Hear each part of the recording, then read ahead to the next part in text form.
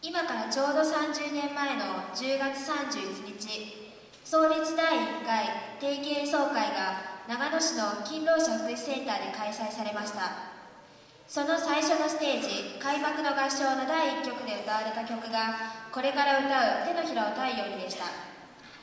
この日、長野の空に長野少年少女合唱団最初の歌声が響き渡ったのです。今日の記念演奏会の最初は、やはりこの曲から始めなくてはなりません。